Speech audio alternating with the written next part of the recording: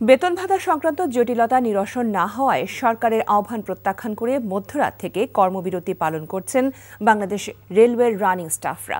এই কর্মসূচির কারণে সারা দেশে ট্রেন চলাচল বন্ধ রয়েছে। তবে রাত 12টার আগে যেসব ট্রেন ছাড়া হয়েছিল সেগুলো নিরাপদে গন্তব্যে পৌঁছেছে বলে রেলওয়ে কর্মকর্তারা জানিয়েছেন। রেলের আন্দোলনরত কর্মীরা জানান, চলতি ট্রেনের কর্মীদের জরুরি স্টাফ বিবেচনায় মূল বেতনের বাইরে অতিরিক্ত ভাতা ও পেনশনের সঙ্গে অতিরিক্ত ৭৫% বেশি টাকা ব্রিটিশ আমল থেকে পেয়ে আসছেন রানিং স্টাফরা। কারণ চলতি ট্রেনের কর্মীদের ট্রেন গন্তব্যের উদ্দেশ্যে যাত্রা করে ফিরে আসা পর্যন্ত আন্তর্জাতিক মান অনুযায়ী ৮ ঘন্টার কয়েক গুণ বেশি ডিউটি করতে হয়। এছাড়া রানিং স্টাফদের সাপ্তাহিক ছুটিও নেই।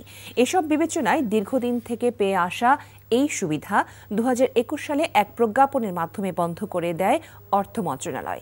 এরপর থেকেই আর্থিক সুবিধা বহালের দাবিতে আন্দোলন করছেন রেলওয়ের রানিং স্টাফ। ২৫০টিরও বেশি ডিজাইন অপশন নিয়ে ওয়ালটন স্মার্ট ফ্রিজ, বোঝে আপনার প্রয়োজন।